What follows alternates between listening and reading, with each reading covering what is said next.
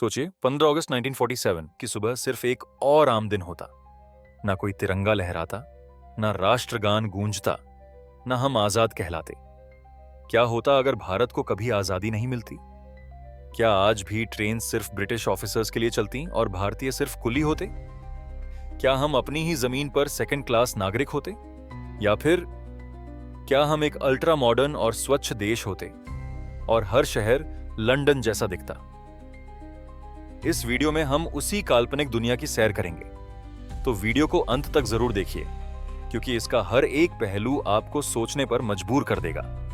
हम देखेंगे इस कहानी के दो पहलू, पहले बुरे और डरावने सच, और फिर कुछ ऐसे बेनिफिट्स जो शायद हमें मिल सकते थे। हम आज भी गुलामी की जंजीरों में जकड़े होते, हमारा संविधान नहीं होता, हमारे पास वोट देने का अधिकार नहीं होता, हमारे देश का हर फैसला लंदन में बैठी सरकार लेती, अंग्रेजों का कानून चलता, अंग्रेजी भाषा हमारी सोच पर हावी होती और भारतीय संस्कृति को पिछड़ा समझा जाता। हमारी एजुकेशन सिस्टम ब्रिटिश एजेंडा के अनुसार चलती, जिससे हम सिर्फ क्लर्क्स और नौकर बनने के लिए पढ़ते, जैसे कुछ अफ्रीकन कंट्रीज में जहां सालों तक गुलामी रही। आज भी वहां के लोग अपनी संस्कृति, पहचान और स्वाभिमान के लिए संघर्ष कर रहे हैं। हमारी हालत भी वैसी ही होती। बोलने की आजादी नहीं होती। आज हम बेझिझक सोशल मीडिया पर अपने विचार रखते हैं, सरकार की आलोचना करते हैं, प्रदर्शन करते हैं, अपने हक के लिए आवाज उठाते हैं। लेकिन अगर हमें आजादी नहीं मिली होती तो यह सब करना जुर्म माना जाता। 119 का जालियनवाला बाग। हजारों लोग सिर्फ शांति से एक सभा के लिए जमा हुए थे। नारे भी नहीं लगाए, कोई हिंसा भी नहीं की, लेकिन ब्रिटिश जनरल डायर ने उन पर गोलियों की बारिश कर दी। सैकड़ों लोग मारे गए, सिर्फ इसलिए क्योंकि उन्होंने बोलने की हिम्मत की थी। अगर भारत आजाद न होता तो ऐसी घटनाएं आम होती। आर्थिक गुलामी और गरीबी बनी रहती। अगर भारत को आजादी नहीं मिलती तो हम आज भी इकोनॉमिकली अंग्रेजों के गुलाम होते।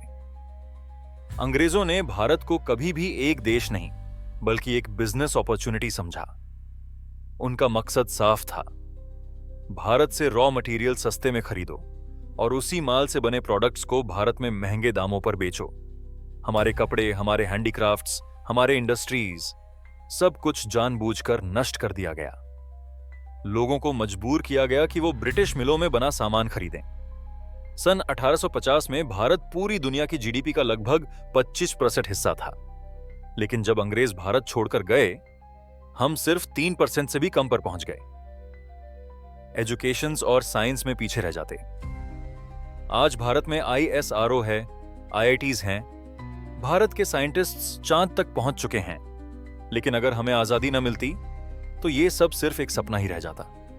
न कोई APJ अब्दुल कलाम होता, न कोई विक्रम साराभाई, न कोई चंद्रयान, और न ही भारत की टेक्नोलॉजीज दुनिया में चमकती। हमारी एजुकेशन सिर्फ रट्टा मारने और आज्ञा मानने तक सीमित होती। हम कभी ये ना सीख पाते कि कैसे कुछ नया बनाया जाए, कैसे प्रॉब्लम्स को सुलझाया जाए। हमारी संस्कृति मिटा दी जाती। भारत की असली पहचान उसकी डाइवर्सिटी में है। हमारी भाषाएं, त्योहार, ट्रेडिशन, रीति रिवाज, फूड, क्लोथिंग, यही सब मिलकर हमें भारतीय बनाते हैं। लेकिन सोचिए, अगर हमें आजादी नहीं मिलती तो ये सब धीरे धीरे मिटा दिया जाता। आज भी कई देश जो ब्रिटिश कॉलोनीज रहे हैं, वहां लोग अपनी मातृभाषा बोलने में झिझकते हैं। उन्हें लगता है कि अगर अंग्रेजी नहीं बोलते तो वो पढ़े लिखे नहीं हैं। अगर भारत में भी यही सिलसिला चलता रहता तो शायद आज हम अपने त्योहारों को पिछड़ी सोच मानते। हमारी भाषाएं जैसे संस्कृत, तमिल, हिंदी, पंजाबी, बंगाली शायद किताबों तक सिमटकर रह जाती। भारत का पार्टीशन और अधिक भयानक होता। हम सब जानते हैं कि 1947 में भारत का पार्टीशन हुआ, जिसमें लाखों लोग मारे गए, करोड़ों बेघर हुए। लेकिन जरा सोचिए, अगर हमें आजादी न मिलती और अंग्रेजों का राज कुछ और दशक चलता, तो क्या भारत का सिर्फ एक ही बार पार्टीशन होता? नहीं, शायद भारत कई और टुकड़ों में बंट चुका होता, क्योंकि अंग्रेजों की सबसे बड़ी पॉलिसी थी डिवाइड एंड रूल। वो हिंदू मुस्लिम, सिख दलित, उत्तर दक्षिण, जाति भाषा हर स्तर पर हमें बांटते रहे। उनका मकसद साफ था, जितना ज्यादा हम आपस में लड़ेंगे उतना कम हम उनके खिलाफ लड़ पाएंगे। अगर उनका शासन जारी रहता तो हो सकता है भारत के भीतर कई छोटे देश बन जाते और भारत नाम की कोई चीज शायद नक्शे पर ही ना होती। भारत में बार बार अकाल होते रहते। क्या आप जानते हैं कि अंग्रेजों के राज में भूख ही सबसे बड़ा अपराध बन गया था? ब्रिटिश रूल के वक्त भारत में लगभग 30 बड़े अकाल पड़े। इन अकालों में लाखों लोग भूख से तड़प तड़प कर मर गए। लेकिन ये सिर्फ नेचुरल डिजास्टर्स नहीं थी, बल्कि ब्रिटिश पॉलिसी और लापरवाही का सीधा नतीजा थी। सबसे भयानक उदाहरण है बंगाल का अकाल 1943, जहां 30 लाख से ज्यादा भारतीयों की मौत हो गई, न बम से न गोली से, बल्कि सिर्फ भूख से। इस अकाल का कारण था अंग्रेजों का लालच और युद्ध नीति। ब्रिटिश अथॉरिटीज ने जानबूझकर भारत का अनाज यूरोप भेज दिया ताकि ब्रिटेन के सैनिकों को खाना मिल सके और भारत के लोग भूख से मरते रहे। भारतीयों को दूसरे दर्जे का नागरिक समझा जाता। आज हम एक डेमोक्रेसी में जीते हैं जहां हर भारतीय समान है, चाहे वो किसी भी धर्म, जाति या वर्ग से हो। लेकिन अगर आजादी न मिलती तो हमारी हैसियत सिर्फ एक सेकंड क्लास के नागरिक की होती। ब्रिटिश अफसरों के लिए अलग क्लब्स होते थे, अलग गार्डन्स, अलग होटल्स, यहां तक कि ट्रेन्स में भी अलग कंपार्टमेंट्स होते थे सिर्फ गोरे लोगों के लिए। सोचिए, अगर अंग्रेजों का राज चलता रहता तो आज भी शायद हम अपने ही देश में entry for Indians not allowed जैसे बोर्ड्स देखते। कोई भारतीय प्रधानमंत्री या राष्ट्रपति कभी नहीं बन पाता। आज हम अपने देश का president, prime minister, chief minister चुन सकते हैं। हम देखते हैं कि एक आम आदमी भी भारत का नेता बन सकता है। पर अगर आजादी नहीं मिली होती तो यह सिर्फ एक सपना रह जाता, क्योंकि अंग्रेजों के राज में सत्ता केवल उनके हाथ में थी। हम भारतीयों को सिर्फ लोअर लेवल की नौकरियां दी जाती थीं, जैसे क्लर्क या सिपाही। अगर अंग्रेजों का राज आज भी होता तो राष्ट्रपति भवन हो या संसद, वहां सिर्फ ब्रिटिश चेहरे होते। हम भारतीय सिर्फ बाहर खड़े होकर सलाम करते। अब बात करते हैं उस फायदे की जिसे ज्यादा लोग नजरअंदाज करते हैं। भारत में मॉडर्न इंफ्रास्ट्रक्चर और टेक्नोलॉजी तेजी से आता। अगर ब्रिटिश शासन जारी रहता तो टेक्नोलॉजिकल डेवलपमेंट में और तेजी आ सकती थी, क्योंकि उस समय ब्रिटिश गवर्नमेंट टेक्नोलॉजी में लीडर थी और उनका मेन गोल था अपना साम्राज्य और समृद्ध बनाना। हमें जल्दी एयरपोर्ट्स, मॉडर्न ट्रांसपोर्ट्स और मेट्रो जैसी फैसिलिटीज मिल सकती थीं, जो आज हम बड़े शहरों में देख रहे हैं। अगर हम हांगकांग की बात करें, जो ब्रिटिश कॉलोनी था, तो आज वो एशिया के सबसे डेवलप्ड रीजन में से एक है।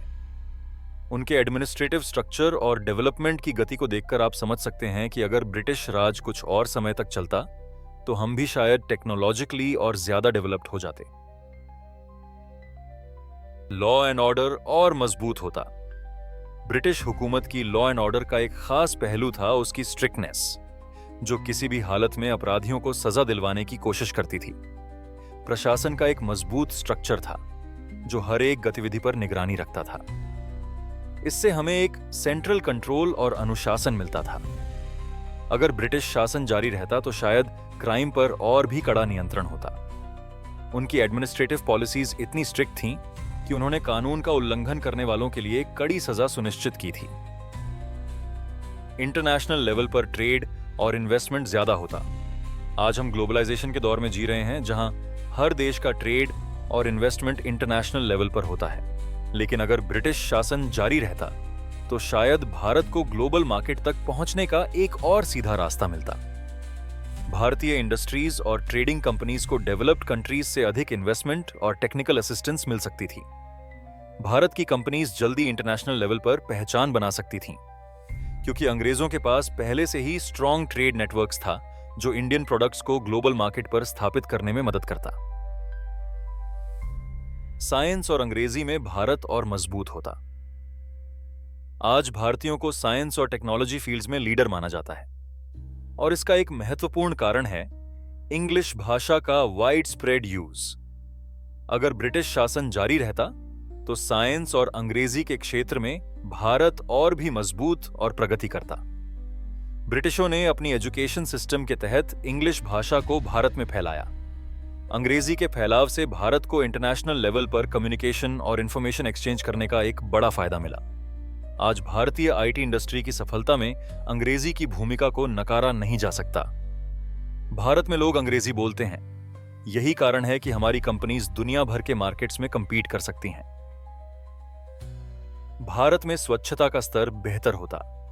अगर ब्रिटिश शासन भारत में जारी रहता तो शायद हम आज स्वच्छता के मामले में कहीं और बेहतर स्थिति में होते।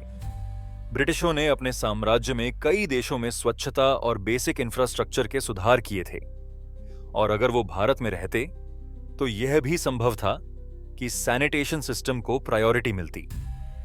ब्रिटिश प्रशासन ने कई देशों में पब्लिक हाइजीन का ध्यान रखा। उदाहरण के लिए हांगकांग और सिंगापुर जैसे देशों में ब्रिटिश शासन के दौरान मॉडर्न सैनिटेशन फैसिलिटीज का डेवलपमेंट हुआ था। लंदन और यूरोपियन शहरों की तरह भारत में भी पब्लिक टॉयलेट्स, क्लीनिंग स्टाफ का प्रबंधन, वेस्ट मैनेजमेंट सिस्टम का और ज्यादा ध्यान रखा जाता। तो क्या आजादी की कोई कीमत नहीं थी? बिल्कुल थी। लेकिन क्या थोड़ी तरक्की के लिए हम अपनी पहचान, अपनी संस्कृति, अपनी आजादी छोड़ सकते थे? सोचिए, आज आप जो हैं, जो सोच सकते हैं, जो बोल सकते हैं, वो सब आजादी की देन है। आजादी कोई गिफ्ट नहीं थी, ये हजारों लोगों के बलिदान का नतीजा थी। अगर वो ना लड़े होते तो हम क्या होते? लेकिन एक सवाल अब भी रह जाता है, क्या हम सच में आजाद हैं? हां, हमने अंग्रेजों से आजादी पा ली, लेकिन क्या हमने भ्रष्टाचार से आजादी पाई? क्या हमने राजनीतिक स्वार्थ, झूठे वादे और जनता को बांटने वाली राजनीति से खुद को मुक्त कर लिया है? आज भी हम लोग सिस्टम के गुलाम हैं। कभी नौकरी के लिए सिफारिश के गुलाम, कभी महंगाई के गुलाम, कभी जाति और धर्म के नाम पर लड़ाई कराने वाली राजनीति के गुलाम। तो क्या फर्क है आज और उस दौर में? बस चेहरे बदले हैं, सत्ता की कुर्सियां बदली हैं, लेकिन आम आदमी की हालत कहीं ना कहीं आज भी वही है। अगर हम सबने मिलकर अंग्रेजों से अपने देश को वापस लिया था, तो क्या हम मिलकर आज के भ्रष्ट सिस्टम को नहीं बदल सकते? क्या हम मिलकर एक बार फिर अपने देश को आजाद नहीं कर सकते? इस बार अपने ही लोगों से, क्योंकि सच्ची आजादी सिर्फ झंडा लहराने में नहीं, बल्कि इंसाफ, समानता और ईमानदारी से जीने के हक में है। तो अगली बार जब आप 15 अगस्त को झंडा फहराते हुए देखें, तो उस हवा में आजादी की खुशबू को महसूस कीजिए। अगर आपको यह वीडियो अच्छा लगा है तो लाइक जरूर करें, अपने दोस्तों के साथ शेयर करें और ऐसी ही अनोखी कहानियों के लिए अनोखा फैक्ट्स को सब्सक्राइब करना न भूलें, क्योंकि सच्चाई, रहस्य और डर यहां सब कुछ मिलेगा।